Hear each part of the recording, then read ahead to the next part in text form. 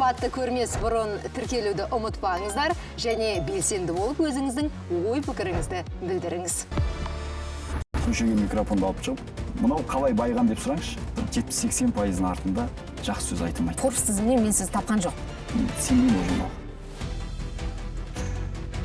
Ал мынау саудагерліктен саясатқа бас сұғу, ол өз бизнесіңді қорғаудың амалы ма? Бір-екі адамның сөзінен басқасы, что-то мемлекеттен қайта ақша сұрап жатыр, маған ұнамай жатыр. Сіз бизнесмен болып та халықтың әл-ауқатын көтеріп өзгерте алмайсыз ба? Қазіргі бүткіл бизнесімді сатып, өмір сүрсем, тағы 42 жылға жететін дүние бар. Бай боламын десең, бай адамның психологиясын зерттеңіз деп кеңес береді мамандар. Сондықтан да қымбатты көрермендер, ыңғайлырақ жайғасыңыздар, өйткені Дина мен Дұрыс студиясында бүгін Сырымбек Тау мырза. Сәлеметсіз бе? Қош келіпсіз. Қош келдік. Жалпы, аға, мынау жаңалықтарды мұқият қарап жүретін шығарсыз. Бүгінгі сұхбатымызды бір басқаша форматта бастайық, өйткені біз енді жаңалық алаңында жүрген адамбыз. Қазақстандағы қай жаңалық сізді қатты қуантты? Мәселен, соңғы айда. Дәл бүгін. Бүгін. Және таңертең ұйқыдан тұрдым. Президент қазақ тіл қоғамның бірлестігінің төрағасы Рауан Кенжехан деген бауырымыз бар. Сол жігітті қабылдады. Және де Рауан Кенжехан өзінің ұсынысын айтты. Қазақ тіліне жанашыр енді қоғамдық қорын құрып жатырмын деп. Сол жерде қателеспесем, президент өзі 7 миллион теңге ақша берді. Көбісі ойлап қалады, мынау ұлт жанды немесе жаңағы қазақ тілді қатты қорғайды, басқаларды жек көреді. Жоқ, олай емес. Бәрі тіл жақсы. Бірақ өзіміздің тіліміз ұмытылмау керек. Мен үшін қуанышты жаңалықтың бірі, ол мынау мәжіліс депутаттарының криминализация туралы әңгіме айта бастауы. Яғни, менің ойымша, әйелді ұру қылмыс. Ал сіз келісесіз бе? Енді бұл жерде мен өте қызық нәрсе айтайын. Біз отбасын құрғаныма өзіме 18 жылдай болды. 18 жылда біздің үйде жаңағы ұру тұрмақ бір қатты айқайшу болған жоқ. Екіншіден, біздің жалпы отбасымызда әкем, шешеме қол тигізген сондайды біз көрмегесен кейін, маған осы сұрақ туралы енді оқырмандарымыз, жанындағыларымыз неғып жазбайсың деді. Шынымды айтайын, мен жазатын түгім жоқ. Мен жазатын түгім жоқ болғасын, мен не жазам? Кезінде бір көршіміз әйелін ұрған кезде мен ажыратқам. Енді мен ол кезде студент болдым деген сияқты. Сол үшін мен өзім қылмысқа тартылып кеткем. Араша түскеніңіз үшін? Екеуі татуласып шай ішкесен кейін ортаға түскен адам кінәлі болады. Сондықтан осы нәрседен мен басымды аулақ ұстаймын. Бірақ енді нәзік жанды қорғау ол еркектің қарсы шығар. Қарсымын. Өйткені жалпы әйелде емес, шын айтам, күшім бар деп еркек тұруға да қарсымын. Бәрімізде де ашу бар, эмоция бар. Өзіңіз агрессияны қалай басасыз? Енді мен үндемей қоя саламын. 99% күшке бармай. Сөзбен түсіндіруге тырысам. Неге?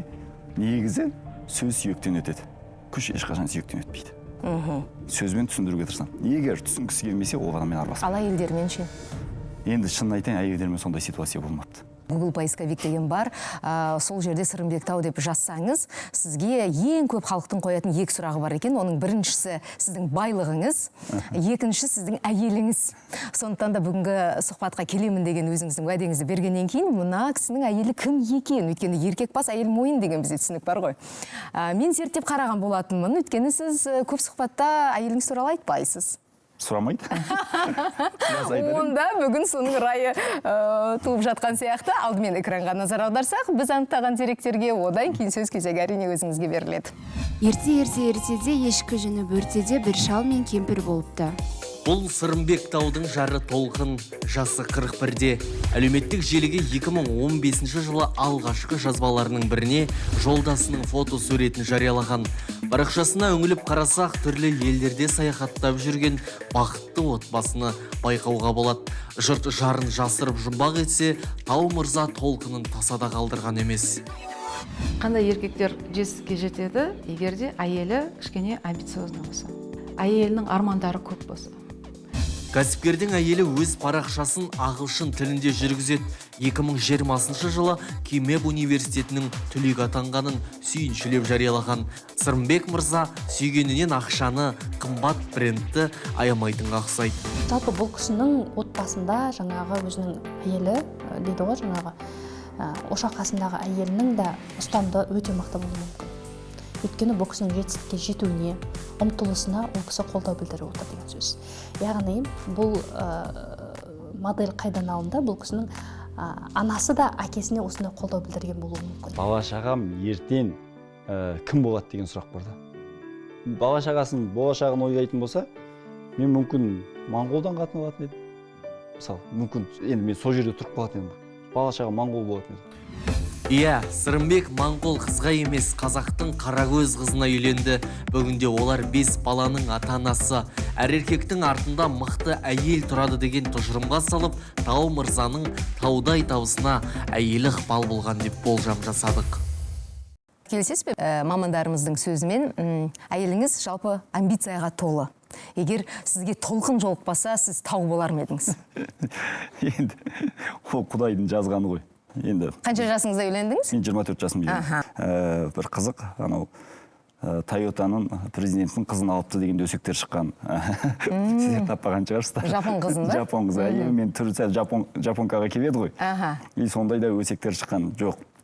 Жалпы біз 2001 жылдан бері таныспыз. 2006 жылы үйлендік. Құдайға шүкір 5 баламыз бар. Енді әйелдер туралы айтатын болсақ, мен өз әйелім туралы айтатын болсам, менен білімі көп болуы мүмкін. Мен мәселен өзімнің күйеуімнің де олигарх болғанын қалаймын, иә? Мен қандай болуым керек? Ол күйеуіңізден. Бәрі күйеуге байланысты. Еңбек ету керек. Ал қайрап, сенің қолыңнан бәрі келеді. Жанымсың, күнімсің, бар істе. Жоқ, дұрыс емес. Жоқ? Сіздер бір нәрсені тексермегесіздер. Толқын маған подписан емес. Қарасаңыз. Инстаграмда. Енді ол не қылады сіз? Бір үйдесіз ғой. Жоқ, ол жағынан емес. Ол айтады да. Мен көп шетелдерде жүрем ғой. Иә. И келген кезде мен Инстаграмнан қарап отырсам, күнде қасымда жүрген сияқтысыңдар дейді. Қасымда жүрген сияқтысың дейді. Сондықтан анау бір қоятын сұрақтарым болса, немесе жаңағы келген кезде бір шай ішіп отыратын әңгімеміз болса, оны мен сен Инстаграмда айтқан нәрсені көріп қойсам, маған не қызық дейді. Сағынып көріскісі келеді. Сондай жалпы мен ойлаған, осы жол өзімнің туған әпекемді айтсын. Сестрам айтады, мен сенен подписаниядан шығып кетем ау деймін дейді. Неге десем, біз бір айдан кейін көрістік та. Мен ол кісіге қалайсыңдар, анау мынау деп не істеймін, ол бір суға амандасады. Не болды саған деймін да. Сестрам айтады, күнде көргесен кейін бана Инстаграмды дейді. Бір күнде кезігетін адам сияқтымыз дейді. Сені қарамай қоймасам дейді. Иә, шынымен де әлеуметтік желі. Соны көрдіңіз ба? Ашықтықты бір жоғалтып екіншіден, мен бұлай айта алмаймын. Үйде отырып, әйел адам сен сөйтесің, сен бүйтесің, дұрыс емес. Ал сіз подписанысыз ба? Мен подписанмын. Әйеліңізге? Сіз қарап отырасыз? Көп нәрсе салмайды ғой бәрібір. Қызық жерлер көп енді, қызық әңгімелеріміз көп. Ол кезінде маған 2015-16 Инстаграм бір дәуірі басталған кезде айтқан, осыны осылап жүргізбей ақ қойшы. Не істейсің деп. Бір мақтанғандай боласың деп. Содан мен бір жылдай бір сәл аз жүргіздім. Бірақ мен өзім ойладым. Мынау ертең мен компанияма, мен бизнесіме жаңағы жарнама ақша төлемей өзім жарнама жасасам да керек құрал екенін түсіндім. Сөйттім да сол жерін көп тыңдаған жоқпын. Қызғаныш болған шығар. Қаншама подписчигіңіз бар? Қазір 300 мыңға жақындап қалған шығар. Оның ішінде қаншама қыздар бар? Жалпы жазатын шығар Сырымбек мырза. 68% ер адамдар менде қарайды. 32% әйел адамдар қарайды. Сол 32%-ның ішінде 18-ден 25-і жетақ пайыз. Мен анау бір қызық болған.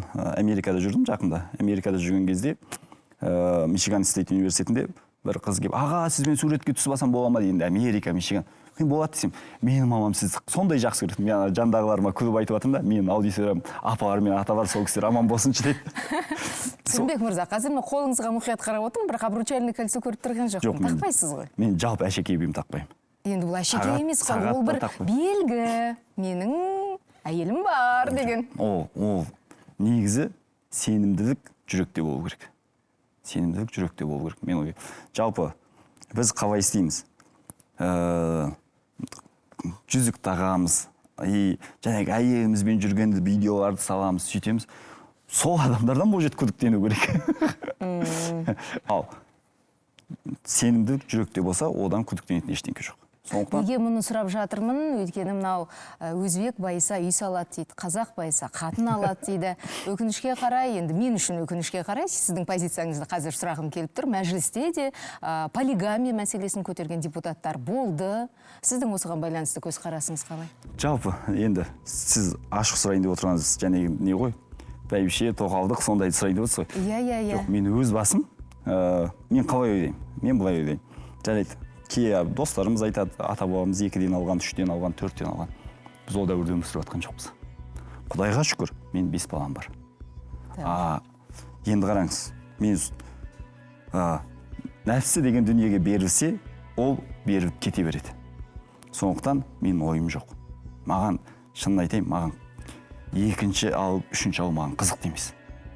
Маған не қызық? Ол екінші, үшінші алып, ол уақыт, ол жаңағы нәпсіңе берілгенді семьяңа жұмсап, немесе өсіп келе жатқан жастарға, немесе елің үшін еңбек еткен дұрыс. Осы тұста бір ғана сұрағым бар. Мынау Қазақстанның тұңғыш президенті Нұрсұлтан Назарбаев алғаш рет өзінің екінші әйелі Әсел Исабаева туралы және одан туған 2 ұлы туралы жария етті. Кітап енді узкий круг дейміз ғой, белгілі бір топқа ғана беріліпті. Сіздің қолыңызға тиді ме сол кітап? Тиген жоқ. Енді қалай ойлайсыз, Нұрсұлтан Назарбаев бұл ақиқатты не үшін айтты?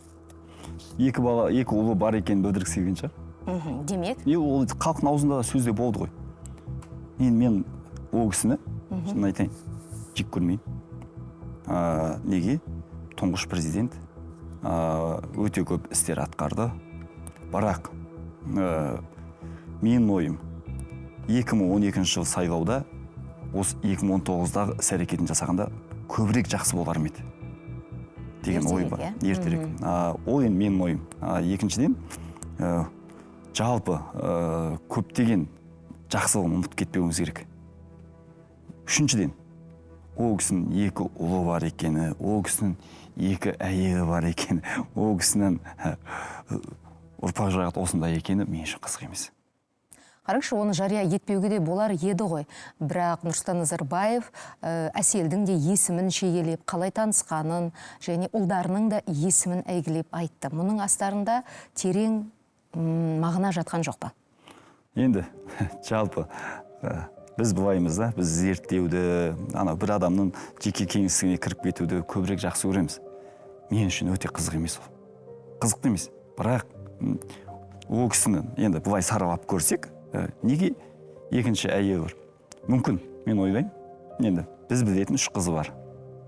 Ұлым болсын деген шығар. Кім оны ойламайды? Әрбір ер азамат оны ойлайды. Әрбір ер азаматтың көкейінде ондай сұрақ бар. Содан кейін де ол кісі ондай жолға барған шығар. Ол кісінің өзін таңдауы шығар. Енді 2 ұлды болғаннан кейін қуанған шығар. Оны 80 жастан асқанда халқына таныстырып кетейін деген шығар. Оның бәрін біз негізі тырнақ астынан кіріздей берсек көбейе береді. Түсінікпен қарайық, 2 ұлы өссін, өнсін. Ол әулетке де жақсылық тілейік біз.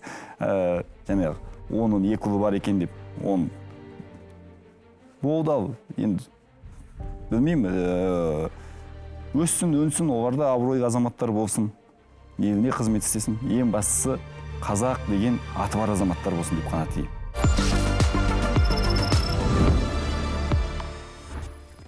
Қараңызшы, қазақта мына ұлды тоқшылық, қызды жоқшылық бұзады деген сөз бар. Қыз бен ұлға айтылатын ақша туралы ақпаратта айырмашылық болу керек пе? Әрине.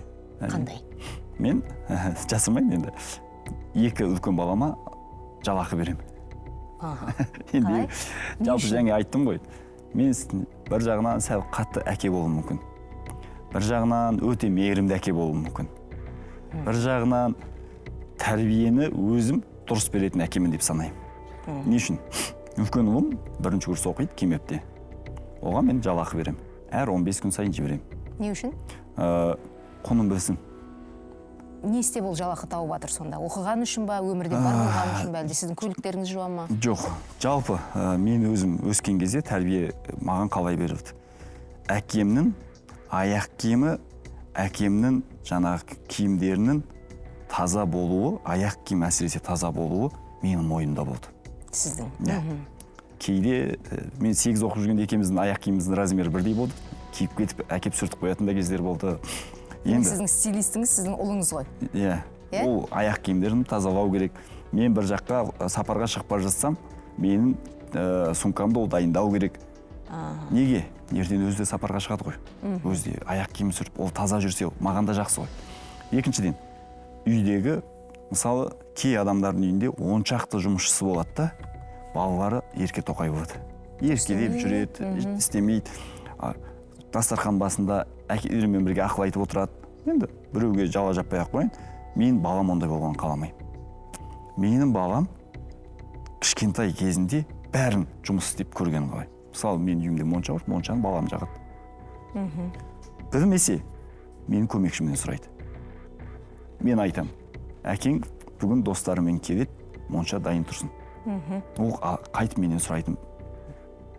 Сұрауға болмайды ол. Әке бүйтіп жатыр. Неге? Ол жағу керек. Мына жаққа баратын едім, достарыммен қыдыратын едім, оның бәрі сылтау қабылданбайды. Қабылданбайды. Ұлыңыздың жасы қазір қанша? 16-та. 16-та. Қанша жалақ төлейсіз сол сіздің киіміңіздің бәрінің түгендеп жүргені үшін? Бір айында мен өзім 80 мың теңге ақша беремін. Ол не істеу керек? Жетпейді деп айтады. Жетпесе, маған есеп беру керек. Бойы менен ұзын, 1,97 м, анау маған енді. Ұлым сәл қалжындағанды жақсы көреді. Мен ағам сондай. Нағашыларымыздан келгенде қоямыз. Папа дейді, мен метрода тұрсам бүйтіп еңкейіп тұрам дейді да. 25 минут метромен жүрем дейді. Түскен кезде мойным ауырады дейді. Енді намек не?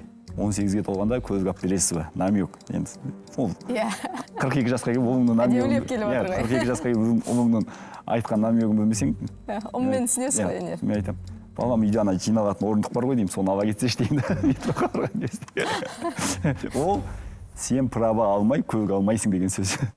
Қызыма, енді тағы айтам, көп ақша табатын ерке қыздар, әкелердің ерке қыздар көп. Қыз баланың ерке деген дұрыс, бірақ дүниенің шегі болу керек. Жоқшылық та, тоқшылық та бұзады адамды. Оны тек қызға, ұлға деп айтуға болмайды. Жалпы бай болудың басты кілті дұрыс жұмсау. Дұрыс үнемдеу. Үнемдеу дейсіз сіз, иә? Жұмсау емес, үнемдеу. Дұрыс үнемдеу, ақыры соңғы қаражаттың жиналуына келеді. Қанша жастан бастап балаларыңызға ақша бере бастадыңыз? Қанша жастан береу керек деп бізге кеңес бересіз? Мен мысалы, қазір 10 жаста қызым бар. Оған, енді қазір балаларға Каспи ашуға болады ғой? Иә. Банкін карточкасын ашып берген, әдейіге айына 5 мың теңге беремін. Айына 5 мың теңге. Енді ол 10 жаста ғой. Иә. Енді қалай 5 мың теңге беремін? Бір жерден бірдеңке сатып алғанда, өзінің ақшасы бар екенін сезініп үйренсін деп. Ақшаңыздың қанша бөлігін, мәселен, жалақының қанша бөлігін алып қалу керек? Оны енді жаман күндер деп емес, бір жақсылыққа жаратамын деп қалдыру керек қой. Енді көп адамға шынын айту керек, Қазақстанда жалақысы жетіспейді. Анау мен жапон досым айтады. Бізде орташа есеппен $3,000 жалақы аламыз дейді. 2,000 жұмсаймыз, 1,000 қайтсең үйт деп үкімет айтады дейді. Бізде 150-200 мың теңге аламыз, 300 мың теңге жұмсаймыз, 100 мың қайдан тапсаң, одан тап деген өмір. Қарызға батып атырмыз. Екі бөлек өмір да. Сондықтан, жалпы, мен өздері бір орта таптың ақша тауып жүрген адамдарын айтарым. 5%-тен асырмай, 5%-дан асырмай көлік алыңыздар. Өз ақшаңнан. Өз ақшаны көлік 5%-дан аспау керек. 15%-дан асырмай үйге жұмсау керек. Қалғанын реинвестиция дейді ғой. Қайталап қаржыландыруға өз бизнесіңізді. Осы тұста жақында мен өзімнің әлеуметтік желімде пост жариялаған болатынмын. Сөйтіп ол қатты тарап кетті Каспи банкке қатысты. Мынау Каспи жұма науқанына мен шын мәнінде қатты ашулымын. Сенесіз бе? 3 күннің ішінде 20 миллиард теңгеге қазақ халқы қарызға батты. Ең сорақысы тауарды сол Каспи жұмада қымбаттатып жібереді екен. Сөйтіп енді мінекей рассрочка дейді де, ол халықты алдау деп білемін мен. Көлік дөңгелегіне келетін болсақ, 400 мың теңгеден сатылған дөңгелектер 450 мыңға қымбаттады. Рас па? Жалпы, мен Каспимен жұмыс істемеймін, бірінші. Неге? Сұрақ көп. Маған тек Каспи демей ақ қойыншы. Барлық банкі келеді.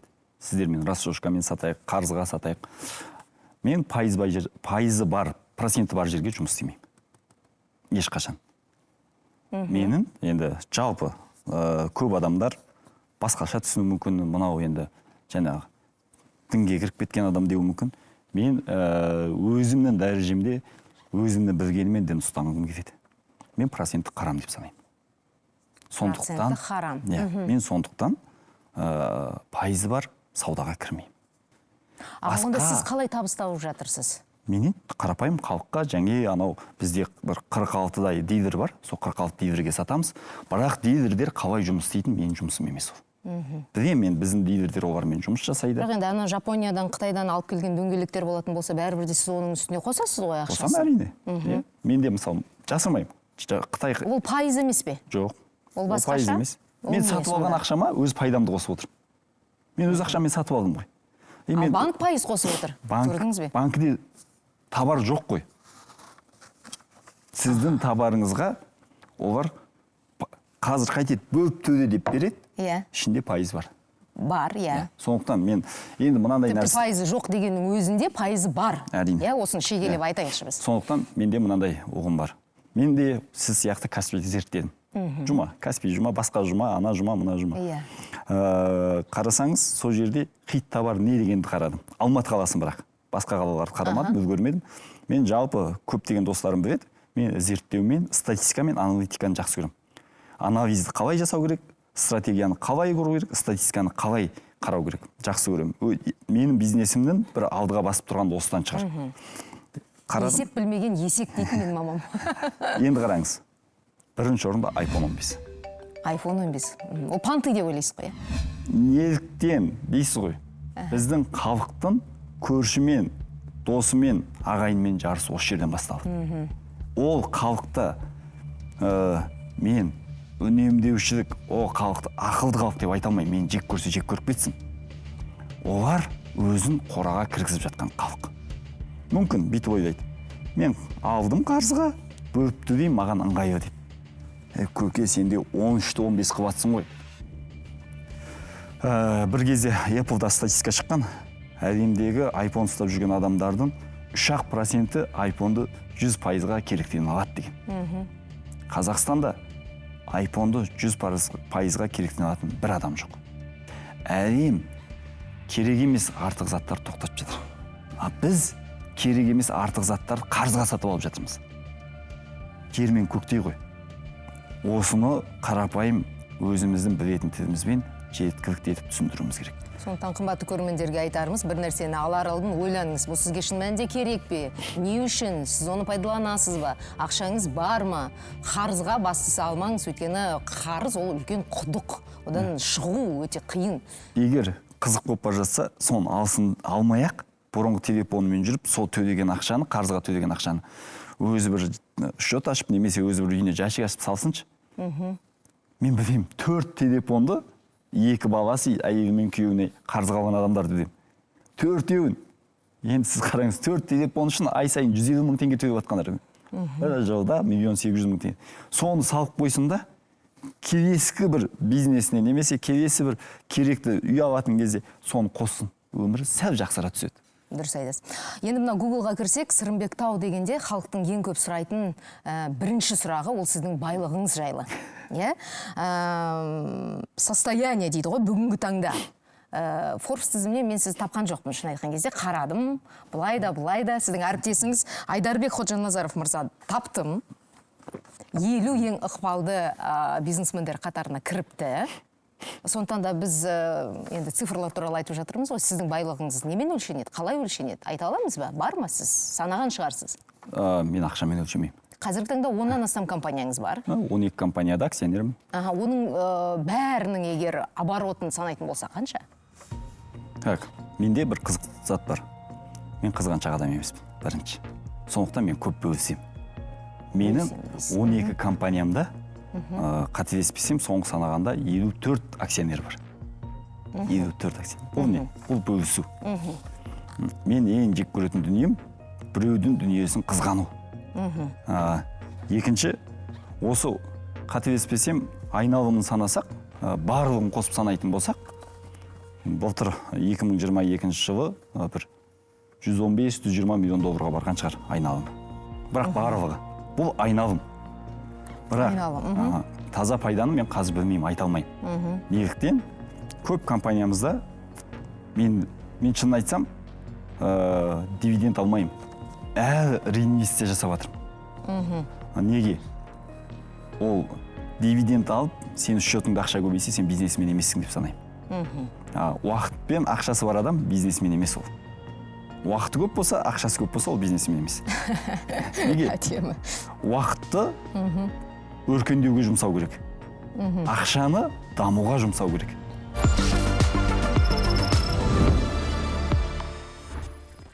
Сырымбек мырза, сіз қазір ғана өз сөзіңізде өте бір жақсы нәрсені айттыңыз. Мен қызғаншақ емеспін. Мен жалпы байлығыммен, табысымен бөлісемін деп айттыңыз. Маған бұл сөздеріңіз қатты ұнап жатыр, бірақ енді журналист болғаннан кейін сіздің тарихыңызды ақтарып, сізге байланысты скандалдар дейміз ғой, болған ба даулар деп мен қарап көрдім. Сізге мынау Айсара Бисенова деген есім жақсы таныс шығар. Әрине. Айсара ханымның жазуы бойынша сіздер соттастыңыздар. Жоқ. Неге? 8 айға созылған сот процесі болды. Айтыңызшы, досыңыздың есімі? Батырбек. Батырбек мырза марқұм дүниеден өтті. Досым, жақын досым. Жақын досыңыз. Және де сіз әлеуметтік желілерде мен досыма мынау жетім қалған 2 балаға көмектесемін деп жаздыңыз. Әрине. Бірақ онда неге сот болды, айтыңызшы? Сот болған жоқ. Батыр марқұм 2003 жылы мен алғаш Қазақстанға келгенде танысқан жергілікті азамат бірінші. Сізге қол үшін созған жергілікті азаматтың бірі. Енді қалай айтсам, біз бір-бірімізге көмектестік. Бірақ батырдың көмегі, мен жасырмаймын, маған өте көп дейді. Көмегінің сыртында біз екеуміз ең жақсы досты сапарда танисың дейді. Ең жақсы досты сапар. Біз 11 евде сапарлас болдық. 11 евде. 11 евдің 47 қаласында сапарлас болдық. Ол дегеніміз бір-біріміз таныдық деп білемін. Ол жерде енді марқұм мезгілсіз қайтыс болды. Марқұмның шешесі бар, ағасы бар, қарындасы бар. Әйелі және бала шағасы бар. 2 баланы, шынын айтсам, мен соңғы 2 жылда білдім десем болады. Ол балалар бар екенін сіз білген жоқсыз ба? Оған дейін, жоқ, марқұм қайтыс болғанға дейін ғана білдім да. Бұрын білдім. Қалай білдім? Ол марқұм бірінші баласын туған кезде, уже сартай 5-6-ға кеп қалды, 6-ға кеп қалды. Жалпы достарынан сәл жасырды. Неге екенін білмеймін. Енді ол өміріне, мен айтып отырмын, біреудің жеке өміріне бас сұғып кіргім келмейді. Біреудің жеке. Сосын 2017 жылы бізде компанияда ребрендингі болды, өсу керек болды, талпыну керек болды. Бір сондай жағдайлар болғанда, мен жасырмай 3 досыма ұсындым. Біздің компанияның акциясын алып, маған ақша бермей, сен компанияға ақша сап кіресің бе? 3 досыңыз дегеніңіздің ішінде ол сіздің әйеліңіз, сіздің ағаңыз, және сіздің бір досыңыз. Жоқ. Мына осылай жазылған, мына құжаттарда мен қарап отырған. Ұсындым. Мен 3 досыма ұсындым. Ұсынғанда қалай болды? Ол кезде менің әйелім, ағам, және досым деп айтуының сыртында менің партнерім 3 адам болған. Енді қалған акцияны мен 3 досыма ұсындым. Сөйтіп, соның ішінде марқұм Батырбек мырза да бар. Батырбек алды, ана екеуі алмады. Қанша пайыз акциясын алды? 40%. 40%. 40%-ын алды. 40% дегеніміз ол біз қазір енді ақшамен оны есептей аламыз ба? Ол дегеніміз не? Егер мен, мәселен, сіздің сол қазір 40%-ыңызды сатып алғым келсе, сіз маған сатасыз ба? Қаншаға сатасыз? 400 миллион. 400 миллион. Теңге. Айсара ханымның енді айтуы бойынша, енді күйеуі дүниеден өткен соң, әкесінің долясы дейміз ғой, үлесін балалардың еншісіне өтуі керек деп сіздің алдыңызға келген кезде, үлесіңді бермеймін дейсіз. Сөйтесіз де бір қарызсыздар деп шығарасыз. Жоқ. Оның бәрі өтірік деп айтып жатыр енді Айсара ханым. Біз бизнесмен болған қалай жасаймыз? Осындай дүниелер жүріп жатыр. Менің жұмыста жауаптанатын ісім шетелде қарым-қатынас. Марқұмның мойнындағы жұмыс. Таможняда дұрыстап жасау, салықтарға жауап беру. Осылай жұмыс жүріп жатты. Сол кезде марқұмға бір жігіттер мен арқылы келіп, бір құрысты сатып алуға ұсыныс тастады. Сөйттік та біз сол құрысты бірігіп сатып алатын болдық. Содан сол құрысты сатып алатын кезде менде Қазақстан азаматтығы болмады. Сөйттім да мен апарған ақшаға ол кісі Сырымбектен қарыз алдым деп жазып берді. Нотариуспен. Неге? Ол кісі айтты, ертең үкімет мына ақшаның бәрін сен қайдан алдың десе, мен не айтам? Сондықтан сен берген ақшаны сен атыңа жазайық деді. Адам дүниеден өткеннен кейін, мынау жерлемес бұрын сұрайды. Мынау пенденің адамның қарызы бар ма деп. ағасы біледі. Сіз сол кезде тұрып, иә менің Жоқ, қарызы, туған. маған деген қарызы бар деп айттыңыз ба мәселе? Мен жаназаға қатыса алмадым, мен Америкада болдым қаңтарда. Енді сіздің атыңыздан біреулер Жоқ, барып, мен- Сырымбек тауға мынанша миллион қарыз деп айтуға болушы еді Мен ғой. қызығын айтайын. Одан бұрын ағасы біледі ғой оны. Мен оны неге жарсалам. Енді қараң, жаназасында айтылмаған қарыздың бәрі де кешіріледі дейді ғой. Мен кешірдім. Мен алған жоқпын. Бірақ 8 ай бойы созбалаңға созылған, мынау жан айқай көз жастан кейін. Қателесесіздер. Айсараны бұрыннан танимын. Мамасын мен 15 жыл танимын. Мен енді тұрып ақымақ емеспін ғой. Мен бір ақша көрмеген адам болсам, мен бір не болсам, ақымақтыққа баратын Не деп болсам. жазыңыз? Ақшаны қайтарып бер дедіңіз ғой. Жоқ. Ол Батырбек жоқ болған сен 26%-на балаларын алуымыз керек, 14%-на мамасын алуымыз керек заң бойынша. Енді мен осыны ұсындым. Қандай түсінбеушілік болған ары қарай білмеймін. Содан кейін кірмейтін жеткізді бізге. Бәріміз жақсы, тату, тәтті кетейік. Қараңызшы, енді осының бәрі тату тәтті болатын болса, ол баққа шығып, осындай дау болмас еді ғой. Мен 2 ай бұрын жазған уәдемде қалдым. Қазір Айсарамен араласамыз, 2 баласын жақсы танимын, жақсы көремін, досымнан қалған ұрпақ деп бағалаймын. Нәтижесінде не болды енді аға? Шешілді бәрі. Мен қолымнан келгенше әр нәрсені тинақтай қылып ұйымдастырдым. Қазір мен білем, 1 миллиардтан астам теңгеде құрылыс сол кісілерде. Мысалы, Жетімдерді жылаттым ғой деген бір сізде кінәлі сезім жоқ жылатқан па? жоқпын мен. Мен сізге тағы айтамын. Мен Құдайдан қорқатын азаматпын. Ақша да, байлық та, мансап та адамды өзгеріске ұшыратады дейді ғой. Сізде жүректе имандылық пен тәубашылық жоқ болса ұшыратады. Неге мұндай сынақ болды деп ойлайсыз? Айта алмаймын ештеңе. Жел тұрмаса шөптің басы қимылдамайды ғой. Неге сайлау Алла алды? тағаланың бәлкім белгісі шығар. қалай Неге ойлайсыз? сайлау алды? Неге сайлау алды, иә. Сұрақ қой, бірақ мен Сіздің ойыңша Айсара ханым дәл сайлау алды науқанын пайдаланып, сіз үшін әдейі осындай бір әрекетке барды ма? айта алмаймын. Оған не қажеті бар? Ол Болды. сайлауға түсіп жатқан жоқ қой ол. Мен ол кісіге де айттым. Мен депутат болмаймын деп. Осы бір оқиғадан не сабақ түйдіңіз өзіңізге? Сенде компаниян болған кезде, ол адамның артындағы адамдарға жұмыстың қалай жүріп атқанын отчетты бірге тапсыру керек екен деген. Ал мынау саудагерліктен саясатқа бас сұғу, ол өз бизнесіңді қорғаудың амалы ма? Жоқ. Зигмунд Фрейдтің сөзі есіме түсіп отыр. Әлемді билік құмарлық, секс және аштық сезімі басқарады деген. Сіздегісі қайсысы? Үшеуі де емес. Билік құмарлық, секс, аштық сезімі. Үшеуі де. Аштық сезімі дегеніміз ақша. Үшеуі де емес. Үшеуі де емес. Не онда? Просто біреудің айтқаны деп жазған. Мүмкін Енді бұл психолог қой. Жоқ, психолог. Қаншама мыңдаған адамды зерттеді. Мұсылман емес психолог та онда. Мен сізге былай жауап беремін. Жарайды, онда не үшін саясатқа келдіңіз, айтыңызшы. Халқымның сәл болса да жағдайы жақсы болса деймін. Бір жылдары біздің елбасын бір кездері, бір жылдары қуыршақ айванда жіберген кездер болды. Қалай? Дина ханым, сіз журналист. Сіз ешкіммен кездеспесеңіз, сізде бәрі жақсы болса, сізге келетті КТК телеканалының қыз жігіттер бәрі жақсы дейді.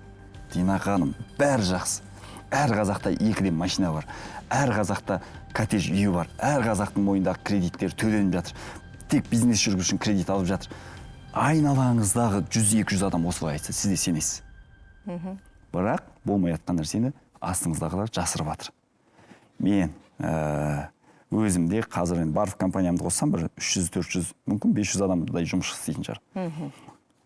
Әр компаниядағы жұмысшыдан сұрасаңыз, мен олармен жылына кем дегенде 2 рет кездесіп ақылдасамын.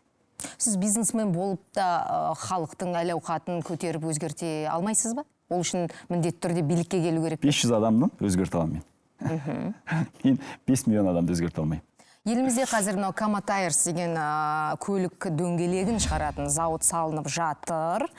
Бұл Сырымбек таудың бизнесінің құлдырауына әкеліп соқтырмайды ма? Жоқ. Салынып жатқанын естіген, барып көрмедім ол жерге. Енді мынау Республика партиясында жүрген сіздің әріптестеріңіз, тең төрағалардың қатысы бар ғой сол зауытқа? Бар деп естеймін, бірақ өз аузынан әлі естімедім. Неге? Менде мынандай қызық. Кама Тайрс Башқұрт компаниясынікі. Башқұртстандікі. Бұл жалпы Қазақстанда? Қазақстанға. Қазақстан нарығы үшін шығар. Қазақстанның газ дөңгелектің заводы соғылады дегені 20 жыл болды. Жоқ, 2020 жыл бұл ақпарат. 2015 жылғы ақпаратты көрсеңіз, 2018 жылы Nokia тайырса ашпады деп жария болған. Мен жасырмаймын, дөңгелек завод соқым кебеді. Осы жақында Қытайға да барып келдім. Екі компаниямен келіссөздер жүріп жатыр. Санкцияға түскенде Японияның Йокохама Тайрс компаниясы Россиядағы дөңгелек заводын жапты. Сол кезде мен ақша шығарып Қазақстанға көшіріп алуға ынталы екенін білдірдім. Олар да жауап берді. Жоқ, біз көшірмейміз. Неліктен? Сіздер жаңағы кедендік одақтасыздар. Мүмкін 1-2 жылдан кейін әлем осылай тұра берсе, сіздерге де санкция түсіп қалуы мүмкін деген маған түп кесіп айтып жіберді. Демек, Республика партиясына келуіңіз сіздің өзіңізге жақтас, әріптес табу ойыңызбен. Вообще қателесесіз. Осы бір арманыңызды қазір ғана айтқан жүзеге асыру үшін. Жоқ. Қателесемін? Мен жасырмаймын, мұнда жақында Қытайда Triangle Group деген өте үлкен компания бар. Солармен келіссөз жүргізіп келдім. Қазақстан мен Қытайдың шекарасының ортасында нейтральный зона деген жер бар. Ол жерде свободный еркін айналымдағы аймақ бар. Бірақ жалғыздың үні шықпас, жаяудың шаңы шықпас дейді ғой, аға. Қытай бар ғой. Қытай маған қазіргі кезде бізде мынандай келіссөз жүріп жатыр. Дөңгелектің заводын сол оңай емес. $350 миллион тұрады.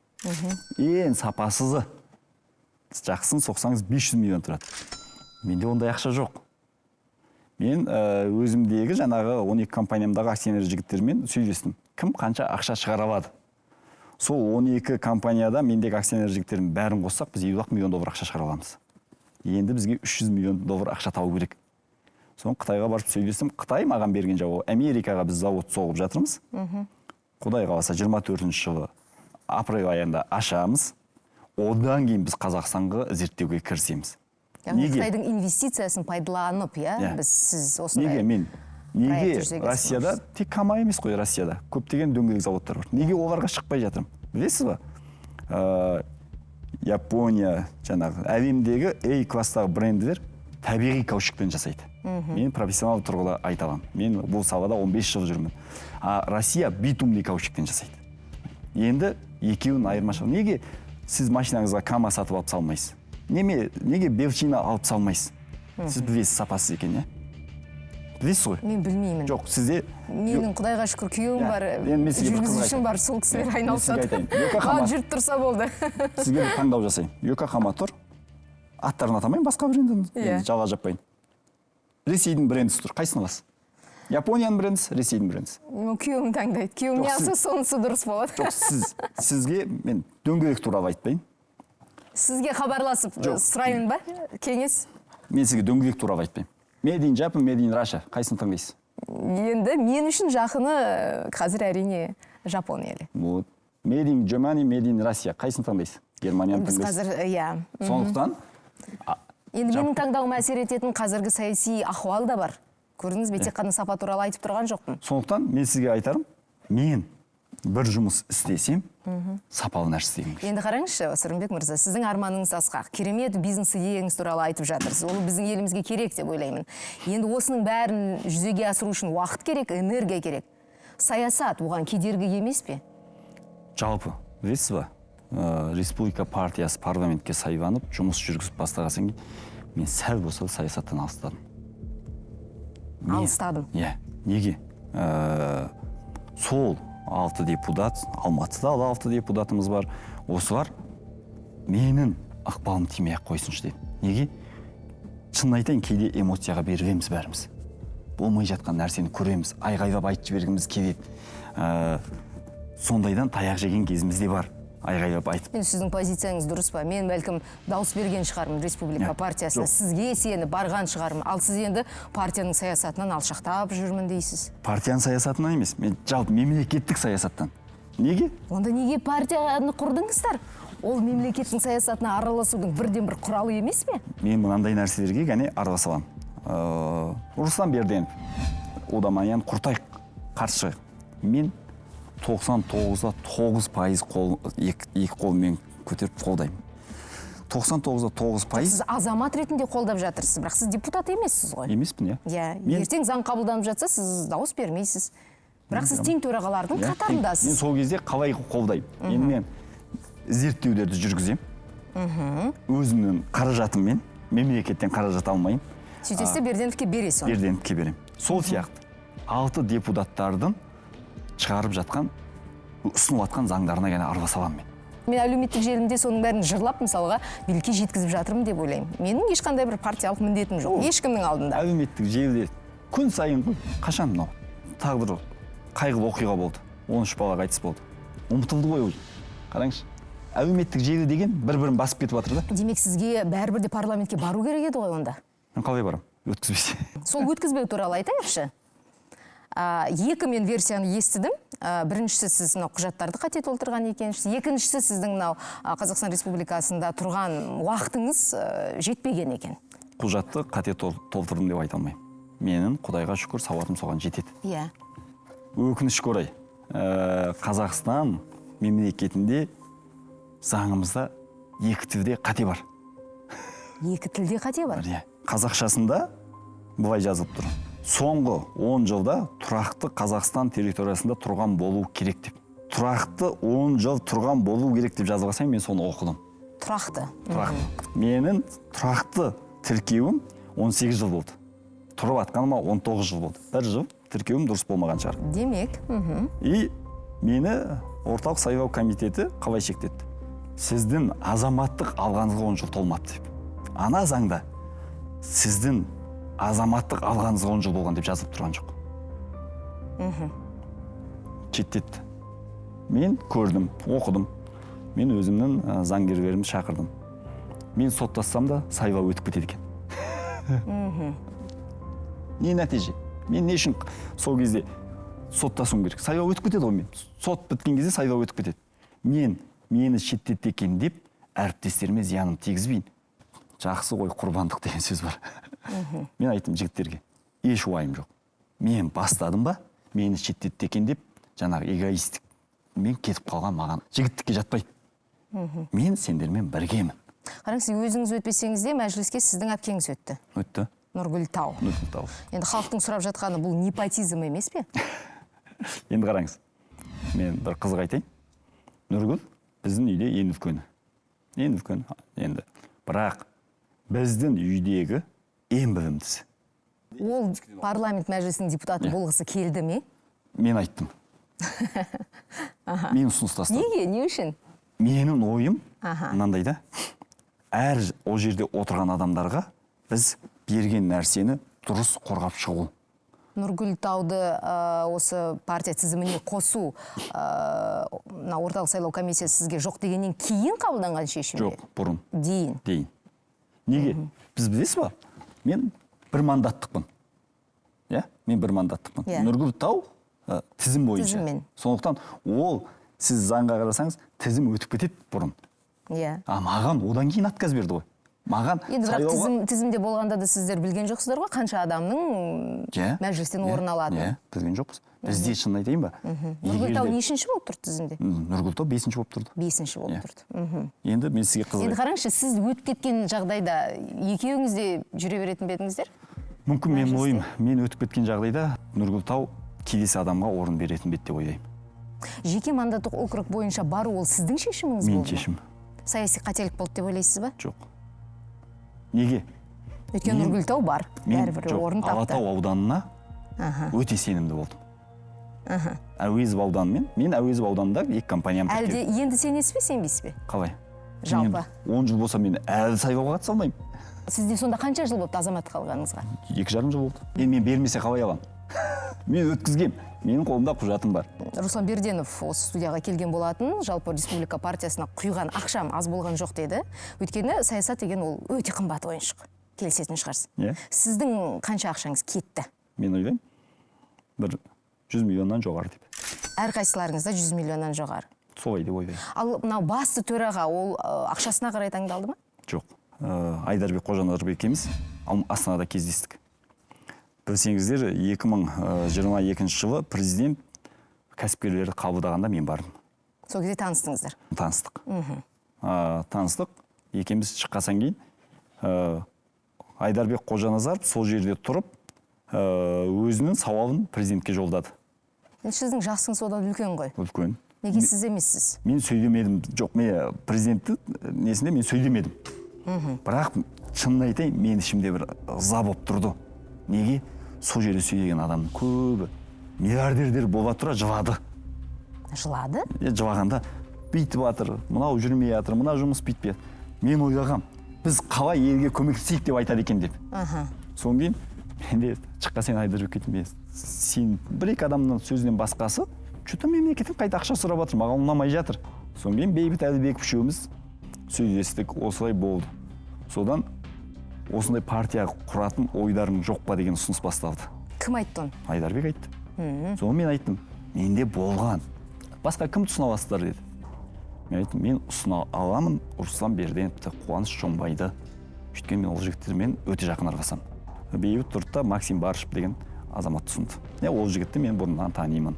Айдарбек Динара Шүкежанованы ұсынды. Қостанайдамыз. Өте мен айттым, ішімізде бір әйел адам болған дұрыс. Анау жендірлік мәселе деген бар, ертең талап жейді бізді. Марғұлан Сейсенбаевты неге шақырмадыңыз ба? Мен ол кісімен араласпаймын. Таним, ағамыз, құрметтеймін, бірақ бұлай араласып көрмегем. Неге бармайсыз? Енді Кездеспейсіз, таныспайсыз? Өйткені кәсіпкерлік десек, қазір біздің бәріміздің де көкейімізде Марғұлан мырзаның болмысы тұрады. Мүмкін мен олай емес шығар. Бәлкім, иә. Мен көп, шынын айтайын, Forbes деген журнал сіз айтып қалдыңыз. Иә. Мен сенбеймін ол журналға. Қазақстандық версиясына сенбеймін. Неге? Сіз Forbes-тағы журналды ашыңыз да, сол жердегі миллиардерлерді сайрап айтсаңыз, мен айтпай-ақ қояйын. Сіз журналист, көшеге микрофонды алып шығып, мынау қалай байған деп сұраңызшы. Бір 70-80% артында жақсы сөз айтылмайды деп ойлаймын. Біреудің қалай байғаны маған қызық емес, немесе біреудің кәсіпкер болып абыроймен жүргені ол адамдардан үлгі алу маған қызық емес. Сондықтан да сіз тізімде жоқсыз.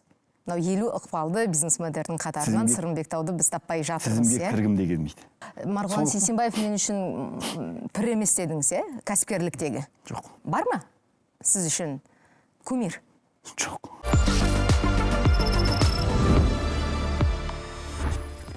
Менің мынандай бір ойым бар да, қойшы көп болса қой арам өледі деген. Келісесің шығарсыз. Республика партиясында 8 тең төраға бар. Руслан Берденов мырза студиямызға келген кезде айтқан болатын, біз енді бәріміз келісіп аламыз да, егер бізге басты төрағамыз ұнамаса, біз басқа төрағаны таңдай аламыз деп. Енді менің ойлап жатқаным, 8 тең төраға дегенім ол түбінде ешкім деген сөз емес пе? Жалпы, менің ойым, мүмкін жұмыс төмендесе, ауысу да болады. Мүмкін жұмыс жақсы болса, біз негізі, сіз біздің орталық аппараттан сұрасаңыз болады, бекітіп қойдық. Төраға қанша уақытқа сайлану керек деген. Қанша уақытқа? 3 жылға. Бірақ сырттай қарасаң, қазірдің өзінде бір ыдырау бар сияқты. Менің субъективті ойым. Оны қалай түсініп жатыр? Сіз мәселен, сіз Руслан Берденов, Қуаныш Шонбай, сіз бөлексіздер, ана жақ бөлек. Неге дейсіз ғой? Қуаныш та бұрынғыдай белсенді емес, байқаған шығарсыз. Мен де белсенді емеспін, Бейбіт те белсенді емес. Неге? Нұрлан Қоянбаев тіпті жоқ. Біз парламенттің ішінде не болып жатқанын білмейміз ғой. Қазір орталық штат жақсы ұсыныс тастады. 25-ші желтоқсан күні тең төрағаларды парламенттің қабырғасында күтіп, бір жылда осы 2023 жылы не істегенімізді таныстырайық деп. Мен келісемін. Маған қызық не істеді. Бірақ әлеуметтік желі бар, орталық чаттарымыз бар. Сол жерде кімнің не істеп жатқанын көріп отырамыз. Сіздің басты төраға болуға амбицияңыз бар ма? Жоқ. Сырымбек болшы сен десеше бір өтініш айтып. Сонда қазіргі төрағаның орын басатын кім? Айта алмайын. Екінші кандидат сіздің ойыңызша? Қуаныш, Руслан. Қуаныш па әлде Руслан ба? Білмеймін, екеуі шешер. Сіз қайсысына дауыс бересіз?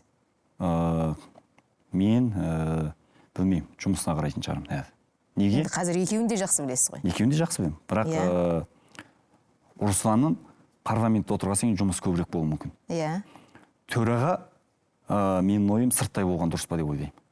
Демек Қуаныш. Мүмкін маған келіссе, тең төрағадан таңдамасақ та болады. Әйел де болуы мүмкін. Жоқ. Жоқ, неге? Жоқ. Мен өз басым келіспеймін оған. Шынын айтайын, мен келіспеймін оған. Неге? Енді тең төрағаның ішінде бір әйел адам бар. Ол кісі парламенттің мүшесі. Парламенттің мүшесі болғандықтан жұмысы көп. Ол кісі парламенттің мүшесі, комиссиясы бар, сөйтіп жүріп, партияны басқару оңайға соқпайды. Сондықтан мен де, білесіз ба, мен дебатқа шықтым, бірінші дебатқа. Мен өте қатты дайындалдым. Дебат демекші, сол кезде сіз Ақ жол партиясының төрағасын біраз сынға алдыңыз. Мен ойлап тұрмын да, жалпы неге әу баста сол Ақ жол партиясының төрағасы Азат Перуашевпен бірге бір байланысып, оның да партиясы кәсіпкерлік туралы, сіздердікі де бір-бірлеріңіздің енді қарасақ ұсынып жатқан дүниелеріңіз бірдей секілді. Әлде республиканың басты мақсаты Ақ жолды Құлатылма дейсіз ба? Жоқ. Сіз өзіңіз. Жоқ, мынандай ғой. Мен шындық сынды жақсы көрем. Неге онда әу баста Көп партия болған дұрыс. Ақ жолға барып сіздер қосыла салмадыңыздар, мәселен? Мен ойлаймын, біздің көзқараспен сәйкес келмейді. Еркектің жылағаны сіз үшін әлсіздік пе? Енді ол әр қалай қай кезде, мысалы, әрине мен Президент туралы сұрағанда енді сонша жақсы көрген шығар деп ойлаймын, әйтпесе қатты өзіне тиетін сөздер. Мысалы, мен жаңа сізге жасырмаймын, Батырбекті айтқан кезде сәл көңілімді алып қалдым. Бірақ мен ондай... Мен байқадым, Мен сынып кетпеймін. Бірақ неге мен көңілімді алып қалдым? Ол екеуміздің жаңағы айтқан 11-де бірге жүрдік деген кезім маған қатты тиіп жатыр. Бірақ мен бір мінезімді көрсетіп мына жерде сынып кеткім келмейді. Сондықтан жалпы айтарым. Менің де сындыру сіздің мақсатым емес. Жоқ, енді жалпы менің мақсатым ақиқатты білу. Адамның жалпы жүрегіне тиетін нәрселер бар. Мен мүмкін сондай тиіп кетіп жылаған болса, ол кісімен келісемін. Бірақ тимей өзінің бір шеберлігімен жасау онда дұрыс. Шеберлігімен. Сіздің ойыңызша негізінде түбінде шеберлігі болды. Артистизм. Мен шынын айтсам ол кісіні танымаймын. Саясатты енді бір циркке балайды ғой. Бірақ кездесіп көрген емеспін да. Бірақ ортақ танысымыз бар. Ортақ танысымыз мақтап айтады. Айтыңызшы, сіздің ініңіз Аманат партиясында. Ағам. Ағаңыз. Неліктен? Біздің семья демократия. Демек ол республика партиясына сенбейді. Республика құрылғаннан бұрын Аманатты. Шақырмадыңыз ба? Сіздің шақыруға мүмкіндігіңіз бар еді ғой. Мүмкіндігім бар, бірақ мен шақырмаймын. Неге? Сатқындық жасамасын. Демек сізді Аманатқа шақырса, сіз бармайсыз. Оның опасыздық деп білесіз бе? Менде сатқындық деп ойлаймын партияны. Мынау Қазақстан Республикасының конституциясында мынандай тармақ бар. Тумысынан Қазақстан Республикасының азаматы болып табылатын адам ғана президент бола алады. Тумысынан. Бұл қандастарымыздың құқын шектеу емес пе сіздің ойыңызша? Емес деп ойлаймын. Енді қалай айтайын? Тағдыр мені Моңғолияға жазғанды бұйырыпты. Мен Қазақстан Республикасында дүниеге келдім. Сіз басқа елде. Біздің айырмашылығымыз бар ма сонда? Жоқ. Конституцияға салсақ бар. Мен президент болуға өзімді ұсына аламын. Құқығыңыз бар. Иә. Ал бірақ адамгершілік тұрғысынан келетін болсақ, патриотизм, онда айырмашылық бар ма? Мен ойлаймын, жоқ. Бірақ жалпы заңды, ата заңды қайта-қайта өзгерте беретін ойыншық емес ол. Сол үшін мен парламенттен орыс тілінде жазылған заңға қарсы шықпадым. Орыс тілінде жазылған заңға қарсы шықпадым деп айттыңыз. Қазақ тілінде жоқ қой. Қазақ тілінде жоқ? Орыс тілінде бар. Осыны мен өзіміздің алты депутатқа ұсындым. Осы заңның тармағын бір тілде дұрыстап алғандарыңыз дұрыс деп. Мен ғана емес, мен жарайды құрбандық шығар, менен кейін қаншама бауырларымыз зиян шекпесін дедім. Ол заң өзгермейді. Ол тармақты дұрыстайды. Енді мәжілістегі сіздің әріптестеріңіз осындай бастама көтеруі мүмкін бе? Көтерді. Мен қазір президенттікке үміткерлер туралы айтып жатырмын, талап туралы. Көтеруі мүмкін бе? Мен ойласам, 6 депутатыңыз бар. Көтерген жаңағы Қазақстан территориясында туған емес азаматтар атсынсын деген көтеруге не стоит? Керек емес. Бірақ сізбен ақылдаспай көтеруі де мүмкін ғой. Енді ол өздерінің... Өйткені тағы да қайталаймын, Руслан Берденов мырзаға дәл осы сұрақты қойған болатын, енді бір гипотеза тұжырым ретінде ойлап қарасақ, 8 адам осы республика партиясындағы ертең сайлауға түсіп жатса, кімге дауыс бересіз деп? Ең алдымен ол сіз туралы айтты. Президенттік сайлауда осы 8 адамның бәрі түсетін болса, сіз кімге дауыс берер едіңіз? Гипотетически 8 адам түсетін болса, мен өз ойымды Сырымбекке беретін едім. Бірақ кейін ойланды, жоқ, мен өзімен деді. Шешімін өзгертті. Мен неге олай айтып жатырмын? мен өзімді жақсы білетін адаммын, әркім өзін жақсы біледі ғой. Мүмкін шетелде туылған бір азаматты шетелдің ықпалымен сайлап жіберуіміз мүмкін. Сондықтан мен сол заңға қарсымын. Иә. Келісесіз ғой? Келісемін, онымен келісемін. Шетелдің ықпалымен шетел азаматын сайлап жіберу. Еркек тоқты құрбандық деп сол үшін айтып отырмын. Мен өзімді жақсы білемін. Сондықтан бір адам үшін заңды өзгертіп, басқа адамға жем болғанын мен қаламаймын. Фейсбукта таралған фейк ақпарат бар. Сырымбектау елімізде бір ғана тигр бар екен, ұмытып кетіпті деген. Естіген шығарсыз, көрдіңіз бе? Бұлай оны жібергендер бар ма? Не үшін бұлай болды деп ойлайсың? Мен жел тұрмаса шөптің басы қимылдамайды дейді, сондықтан да мен біраз қарадым, неліктен, кім бұны таратып жатқан деп. Біз Алматы аренаға жаңа Қазақстан деген бір концерт ұйымдастырдық. Біз қазір неден құтылуымыз керек? Мен сіздерге үнемі өзім Triple G деп атайтын 3G-ді айта кетейін. Біз жалқаулықтан құтылуымыз керек. Біз жемқорлықтан құтылуымыз керек. Біз жағымпаздықтан құтылуымыз керек. Сонда біз нағыз қазақтың патриоттары боламыз. Сіз қаржыландырдыңыз оны? Мен қаржыландырдым. Енді мен шынын айтсам, кешірім сұраймын, ол жерде бір Садраддин деген жақсы бала ән айтады деген кезде мен, Садраддин деген боксер емес пе деп те сұраған кезім бар. Мен шынын айтсам, өнер адам емес болғасын танымадым. Сөйтіп әншілерді қарадық. Содан кейін маған шығып сахнаға мен тигр деп айтқан жоқпын, қателеспесін. Сол видео, сол концерт, соның бәрі ютубта да, басқа жерде де бар. Мен аузымнан ешқашан ондай сөз шыққан жоқ. Наш президент, вы кричите тигр. Давайте, наш президент! Наш президент! Наш президент! Қай аңмен өзіңізді теңестіресіз ондай болса? Аңмен теңестіріп. Бізді Құдай адам қылып жаратты ғой. Адам болып қалайық. Адам болып қалайықшы. Мен мысалы бір жақсы атын айтпай ақ қойын, жақсы ағамыздың айтқан сөзі бар. Жасырмайын, бізде Қасқыр бар деген группа болды. Сөйтсе, мен қараңыз, сол группаны келіп жатып, ағам екеуміз, сол кісі екеуміз машинамен келіп жатып көріп қалады да, айнау дейді. Қайтып адам болайын деп жүрсе, адам дейді, сендер неге аң болғыларың келіп жүр дейді. Иә. Өтті сол сөз. Мен сол кезде группаға жаздым, атын ауыстырыңдаршы деп. Бизнес қызық па, саясат қызық па? Қазір өзіңізге. Дәл қазір ма? Бизнес. Бизнес. Бірақ мықты бизнесмендердің күшті саясаткер болатынына күмәніңіз бар ма? Жоқ, болады. Екі кеменің басын ұстаған суға кетеді деген халқымызда сөз бар. Келісесіз бе? Жоқ. Именно бизнеспен саясатта келіспеймін. Неге? Бизнес деген бір тұрақтылық келген кезде команда істейді. Ол команда дұрыс болса, сіздің қолыңыз босайды. Сен әр шегесіне дейін сен санайтын болсаң, сен бизнесмен емессің, сен қарау байсың. Сондықтан біз бодандық кезде бай жаман дегенді сіңіріп жіберген бізге. Осыдан арылып алуымыз керек бірінші. Содан кейін негізі жалпы риск менеджмент деген зат бар. Осы біздің үкіметке керек болып тұр. Саясаттағы амбицияңыз қандай ондай болса? Қазір ешқандай. Ойлаймын, бір жақсы әкімдер болса, мықты әкімдер болса, 24 жылдың аяғынан, 25 жылдың басынан кеңесші болғым келеді. Президенттің кеңесшісі? Жоқ. Енді президенттің кеңесшісі деген асыра сілтеу болатын шығар. Сөзі өте алатын адамдардың кеңесшісі болғым келеді. Мүмкін премьер, мүмкін мүмкін облыстың деңгейіндегі әкім болса да. Неге? Жоғарырақ алайық, премьер-министр. Премьер болса да. Неге? Жұмысы көптіктен болып атқан нәрсені көрмей жатуы мүмкін. Шешім қабылдайтын тұлға болмайсыз ба? Енді мен сізге тағы айтам. Сондай бір амбицияны ұстап, сондай бір өзіңді жоғары санау керек емес шығар.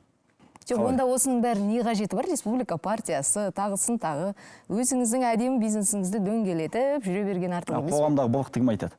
Мен бизнесменмін деп тыныш, оны аңда жасай алады. Сурықта жыл сайын шөбін жинайды, баласын күтіп, өндей жата алады. Қоғамға еш пайдасы жоқ, бір аңшы атып алады оны. Мен саясатта жоқпын, бірақ мүмкіндігімше қоғамға көмектесуге талпынамын. Сіз де сондай іс-әрекет де болуыңыз мүмкін шығар. Былықты көрдіңіз, сіз журналистика саласымен жеткізесіз, дұрыс қой. Мен осы былықты көріп, көзімді жұмсам, мен қоғамдағы орнымды тапқан адам емеспін. Мен эгоистім. Мен сізге келе салып айттым, мен тарихта қалатын тұлға болғым келмейді. Мен тарих үшін жұмыс жасағым келмейді. Мен бір байып, солмен көрсеткім, бір мәнсап құмар болғым келмейді. Мен президент болғым келмейді. Мен қоғамды болмай жатқан жерін дұрыстағым келеді. Болды сол. Менің мақсатым. Оның да өзі тарих қой. Оны бағалайтын адам бағалайды, бағаламайтын адам бағаламайды. Мен мысалы Алашты қатты жақсы көремін. Ахмет Байтұрсын өте сабырлы адам болған. Өте. Міржақып Дулат Қызылғанды болған. Әлихан Бөкейханов та мыс болған. Сырымбектау қандай? Мен осы үшеуінен үлгі алғым келеді. О дүние туралы ойланасыз ғой. Әрине. Алла тағаланың алдына келгенде оған не дейсіз? Мен енді сұрайтын сұрақтары бар, Құранда жазылған. Ол сұрақтардан басқа енді пендеміз ғой. Істеген қателіктерімізге өкінетін шығармыз. Қателіктеріме кешіре көр. Иә. Қателіктер жасамауға тілектеспін. Рахмет. Арман, асқақ мұраттарыңызға жете беріңіз. Әмин. Алла сізге күш, қайрат, қуат берсін. Сұхбатыңызға көп рахмет. Рахмет.